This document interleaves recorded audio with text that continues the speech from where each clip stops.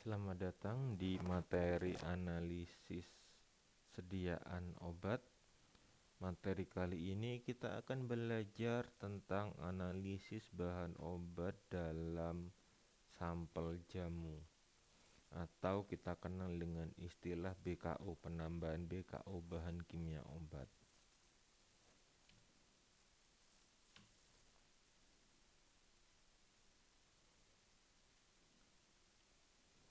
Nah, dari materi tersebut yang akan kita pelajari adalah tentang analisis bahan kimia obat atau BKO dalam jamu dengan metode TLC, HPLC, dan spektroskopi. Spektroskopi nanti yang akan kita gunakan adalah spektrofotometri UV infrared. Dan untuk spektrofotometer derivatif itu juga memungkinkan digunakan untuk analisis BKO. Nah, seperti yang kita ketahui, untuk pada obat dan pada penggunaan obat herbal ada beberapa masalah pada penggunaan obat herbal. Yang pertama, mengidentifikasi dari obat herbal tersebut terkait dari tanaman, variasi tanaman, lalu ada salah penggunaan, dan juga di sini memungkinkan terjadi penambahan. Nah, penambahan di sini yang dimaksud adalah penambahan dari BKO tersebut. Lalu selanjutnya ada daerah geografi, di mana pada daerah yang berbeda pada tanaman dan pada musim dan penanaman yang berbeda itu akan menghasilkan hasil metabolit sekunder yang berbeda. Kalau dalam film kungfu itu biasanya ada mencari jamur di musim dingin, misalkan seperti itu. Nah, pada musim dingin tertentu jamur tersebut akan menghasilkan senyawa tertentu yang bermanfaat untuk pengobatan, tetapi apabila ada digunakan pada dipanen pada musim yang berbeda akan menghasilkan hasil yang berbeda. Lalu tanah ini juga berpengaruh, dan yang terakhir adalah musim atau apa itu namanya letak dari daerah tersebut. Lalu selanjutnya ada masalah pada kontaminasi. Antara lain kontaminasi yang memungkinkan terjadi pada BKO yaitu adalah logam berat, pestisida, secondary metabolit yang bersifat patogen, lalu ada mikroorganisme, lalu ada toksin. Contohnya toksin yang sering ada pada produk herbal yaitu aflatoksin. Dan di sini ada masalah atau ada misconception atau perbedaan atau apa namanya ya, atau adanya konsep yang salah tentang semua produk dari alam itu adalah aman. Saya ambil contohnya misalkan ada digitalis purpurea. Digitalis purpurea adalah tanaman yang menghasilkan digitoksin. Nah, pada saat dia penggunaannya berlebihan maka akan menyebabkan kematian. Seperti yang kita ketahui, digitoksin adalah termasuk untuk penyakit payah jantung. Dia digunakan untuk memacu denyut jantung sehingga sel dari jantung tersebut bisa berdenyut lebih cepat. Nah, pada saat dia penggunaannya berlebihan, digitalis purpurea tersebut akan menyebabkan kematian. Lalu pada saat pemanenan Pada saat pemanenan kita biasanya akan mencuci, mengeringkan, mengecilkan ukuran, lalu kita akan menaruh pada penyimpanan yang berbeda. Pada saat kita menaruh tersebut dapat menyebabkan eh, pengaruh pada aktivitas metabolit sekunder yang akan kita gunakan. Lalu selanjutnya ada masalah pada produknya. Nah, biasanya terdapat pada ekstraksi, kondisi ekstraksinya, formulanya yang tidak stabil atau tidak lengkapnya atau kualitasnya yang sangat jelek dan salah dalam validasi metode. Lalu selanjutnya ada masalah dengan dosis, kesalahan pada dosis, dan juga ada pada interaksi pada berbagai macam obat. Nah, yang akan kita pelajari hari ini adalah tentang penambahan dari senyawa obat yang nantinya dapat menyebabkan interaksi pada obat herbal tersebut, sehingga obat herbal tersebut menjadi tidak layak untuk dikonsumsi. Nah, untuk sebagai dasarnya, ini ada temuan yang dilakukan oleh BPOM tanggal 14 November tahun 2018, di mana ada peringatan tentang obat tradisional atau jamu yang mengandung bahan kimia obat tersebut. Lampir, kalau misalkan kalian mau lihat, banyak tersebar di internet PDF-nya. Di sini kalian tinggal ketikkan public warning nomor sekian sekian sekian. Nah, dari contoh lampirannya tersebut ada nama produk, lalu ada produsennya, ada bahan kimia obatnya, dan juga ada keterangannya. Nah, saya ambil contoh di sini ada jamu Jawa asli cap Sari Widoro. Produsennya adalah dari Sumber Manjur Banyuwangi, ya, di mana ini semuanya fiktif semua, dan terdapat fenilbutazon pada obat tersebut. Lalu ada jamu Pegelino asam urat, cap Widoro juga menyebabkan yang dicampur oleh fenilbutazon. Lalu ada kapsul Asifak Alkaromah, di mana dia mencampur dengan paracetamol. Nah, di sini semuanya izin edarnya banyak yang fiktif, dan juga ada bahan izin edar yang dibatalkan karena terbukti mengandung tadalafil dan vardenafil. Lalu pada tahun 2020, tahun kemarin, terdapat laporan dari suplemen kesehatan yang mengandung bahan kimia obat. Nah, hasil laporan tersebut berasal dari Post Market Alert System, jadi berasal dari negara lain. Apa saja obatnya? Contohnya di sini ada Yoslim kapsul, distributor yang tidak diketahui. Di sini terbukti mengandung sitarabin, pemberi informasinya dari Australia. Lalu ada Sepdeto kapsul, di mana mengandung bisakodil dari Australia, juga pemberi informasinya. Lalu ada Lida Weight Loss, di mana mengandung siturabin, dan ada levodopa, sildenafil, dan juga ada yang mengandung dexamethasone. Nah, seperti yang kita ketahui sendiri, Apabila penggunaan obat tersebut tidak terkontrol, dosisnya juga eh, tidak dihitung secara benar, maka akan dapat menimbulkan efek samping. Itu yang kedua.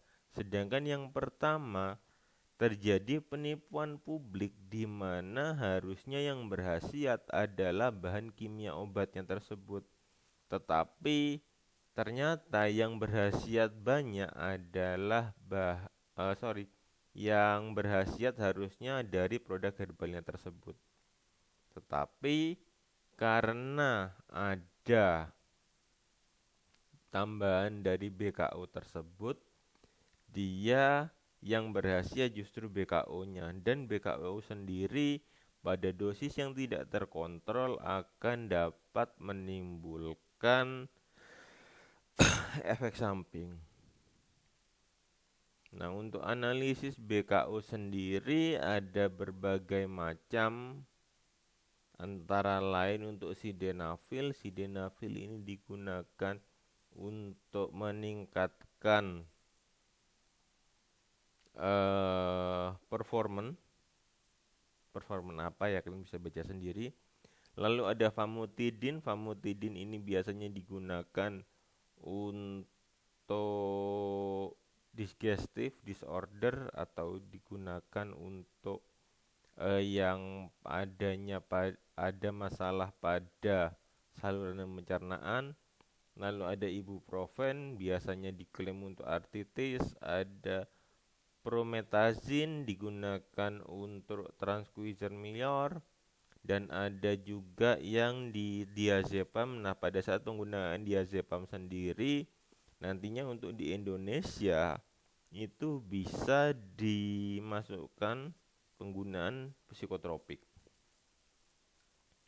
Lalu ada nifedipin, captopril, amoxicillin, dan dextromethorphan. Yang masing-masing tersebut klaimnya dari obat dari herbalnya tersebut sama dengan klaim dari bahan yang ditambahkan, dan ini adalah penipuan yang sangat nyata. Nah, ini adalah contoh analisis kuantitatif untuk mendeteksi sibutramin pada pada herbal untuk pelangsing dengan metode TLC. Nah, dengan menggunakan metode TLC kita bisa mengidentifikasi adanya siturabin dengan kondisi analisis silika gel GF60254 dan menggunakan fase gerak yaitu toluen, heksen, dietilamin untuk fase geraknya, dan kita gunakan drag and drop sebagai pewarna atau sebagai penunjuknya bahwa itu ada siturabin. Nah, dari hasilnya tersebut kita dapatkan regresi yang bersifat polinomial pada daerah kurva kalibrasi dan akan menghasilkan respon yang linier pada 1 sampai 6 mikrogram per titik. Dan limit deteksinya dari senyawa tersebut adalah 190 sampai 634 nanogram. Nah, metode tersebut hasilnya adalah memberikan hasil yang spesifik, presisi, dan akurat. Dan juga metodenya robust sehingga dapat digunakan untuk mendeteksi sibutramin pada produk herbal. Nah, ini adalah hasil dari analisis sibutramin tersebut dengan menggunakan software video densitometer. Maka kita bisa lihat kadar dari titik 1 dan titik ke-6, maka kadarnya akan semakin tinggi. Nah, kadar yang akan semakin tinggi tersebut bisa dilihat bahwa senyawa tersebut mengandung eh, sibutramine hidroklorid. Nah, untuk menghitung TLC yang kita bisa gunakan, yang pertama adalah Hg, yaitu tinggi, yang kedua adalah area. Tetapi berdasarkan hukum Kubel-Kamang, yang lebih presisi adalah apabila kita menggunakan area. Lalu selanjutnya ini adalah kurva linearitasnya, yang di sebelah kiri apabila kita menggunakan TLC image analysis, dan yang kanan apabila kita menggunakan densitometry analysis, di mana dari keduanya tersebut akan menghasilkan hasil yang linier. Lalu selanjutnya ada analisis pada obat tradisional dengan menggunakan HPLC. Detektor yang akan kita gunakan adalah MSMS. Nah, dari analisis tersebut bisa kita identifikasi beberapa senyawa, antara lain yang sudah ditemukan adalah fenilbutazon di sini, kafein, dan campuran keduanya. Hasil dari hasil dari LC-MS tersebut menghasilkan hasil yang linier, presisi, dan akurasi, di mana LOD LOQ-nya mencapai 3,69 untuk fenilbutazon dan 12,59 nanogram per mililiter atau setara ppb untuk kafein. Nah, ini LOD LOQ-nya untuk fenilbutazon 3,69 untuk LOD-nya, dan LOQ-nya 12,59. Untuk kafein sendiri, LOD-nya bisa diidentifikasi pada kadar 0,84 dan LOQ-nya 2,8. Nah, untuk hasil dari metode tersebut membuktikan bahwa metode LC-MS masih yang paling bagus untuk mendeteksi adanya fenilbutazon.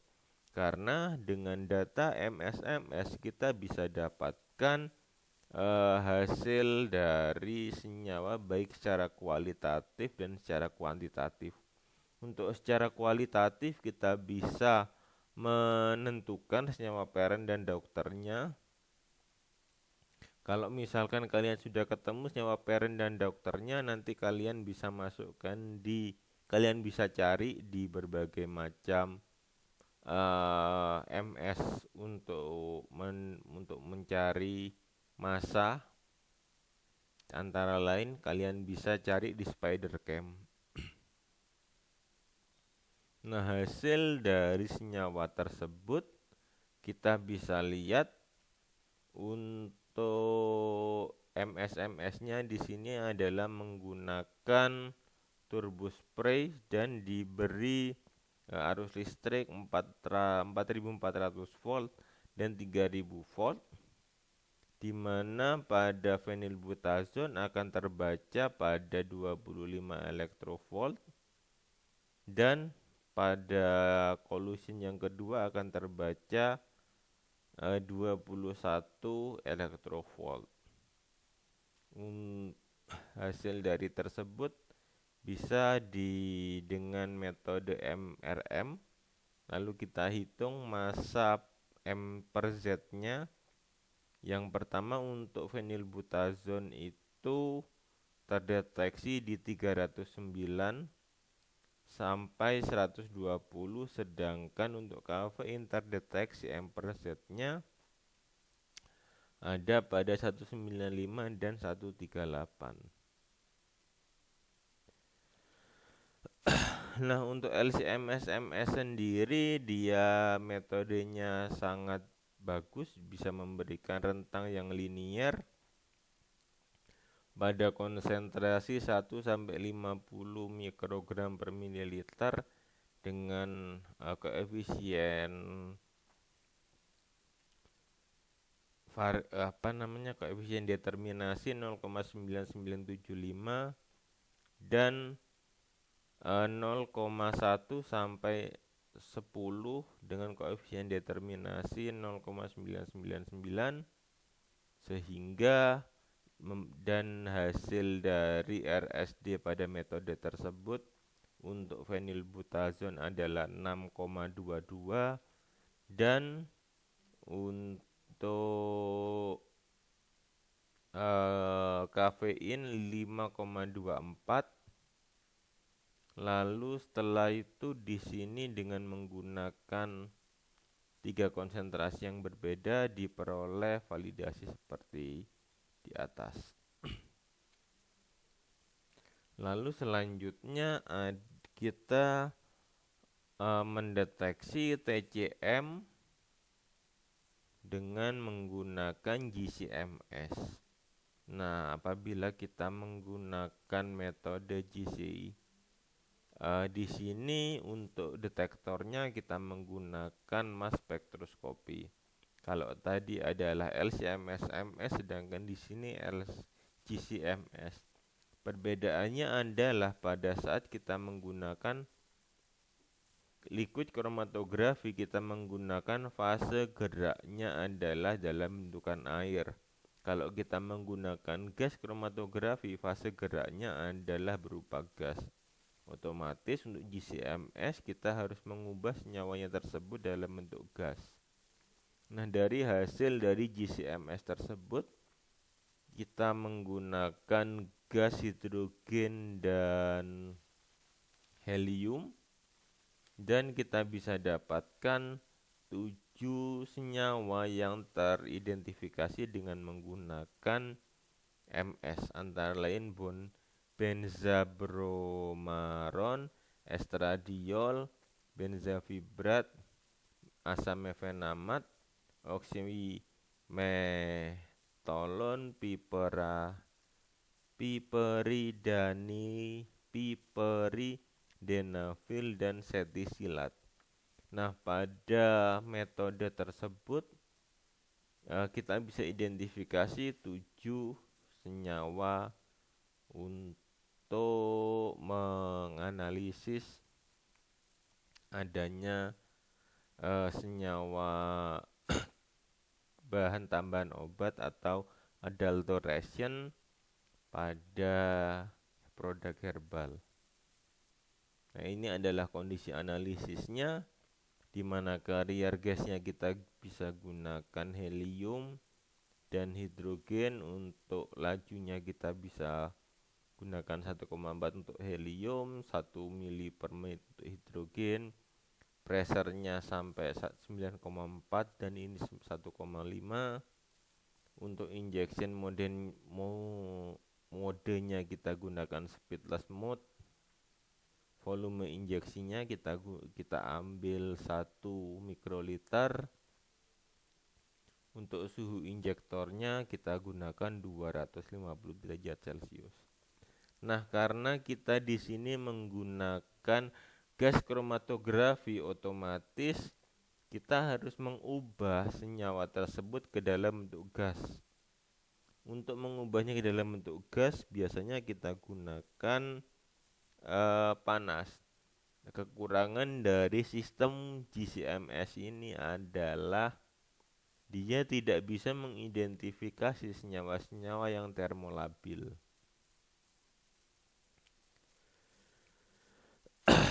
Dari hasil analisnya tersebut kita peroleh untuk acetaminophen terdeteksi 3, klorsazo terdeteksi 3, ibuprofen terdeteksi 3, sulfamethoxazole terdeteksi 2 sampel, sildenafil terdeteksi 3 sampel, dan tadalafil terdeteksi 1 sampel.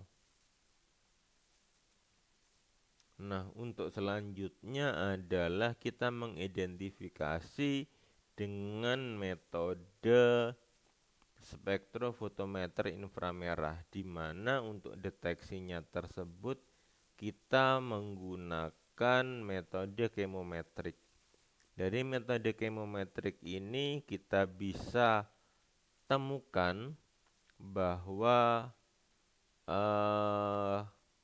bisa mendeteksi adanya BKO. BKO-nya di sini yang akan kita deteksi adalah dexamethasone. Dari hasil RMSEC dan RMSECV kita bisa menghitung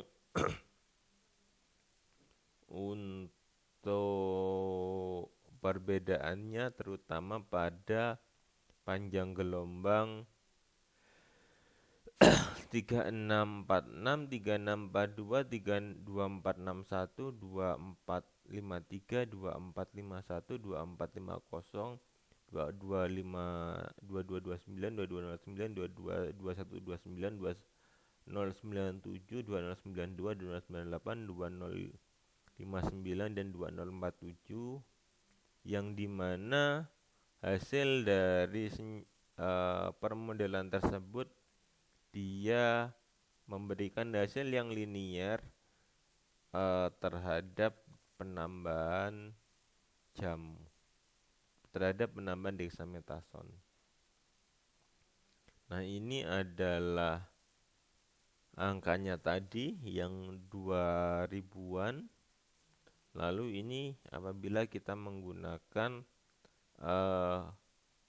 pada penggunaan pada 6 spektra yang berbeda. Kita menggunakan sampel yang mengandung dari dexamethasone. Dari metode tersebut kita bisa validasi. Validasinya kita menggunakan leave one out validation, di mana hasil dari plot konsentrasinya masih memberikan hasil yang linier. Lalu selanjutnya dengan sensor kimia. Dengan sensor kimia sebagai contoh adalah mendeteksi kandungan piroksikam pada jamu pegelinu. Di sini kenapa hal tersebut bisa terjadi? Apabila ada piroksikam, maka dia akan menghasilkan senyawa hidrogen dan akan terbentuk reaksi seperti ini. Nah, posisinya di sini akan bentuk suatu kesetimbangan. Nah, dengan bantuan dari logam Fe, maka akan terbentuk kompleks antara piroksikam tersebut dengan Fe3+. Nantinya hasil tersebut akan menghasilkan senyawa berbentuk merah muda. Nah, dari belangkonya tersebut untuk FeCl3 warnanya awalnya kuning, lalu pada kadar 1 ppm dia tidak memberikan hasil, 10 ppm tidak akan memberikan hasil, mulai memberikan perubahan warna pada kadar 100 ppm sampai 1000 ppm. Dari hasil tersebut akan menghasilkan hasil yang linier. Nah, ini adalah kalau misalkan kita reaksikan dan ada warna 2 seperti ini, maka dia akan mendeteksi adanya phenylbutazone dengan kadar 200 ppm, yang ini 400, yang ini 600, yang ini 800, dan yang ini 1000 ppm. Terima kasih. Bila ada pertanyaan, mari kita berdiskusi di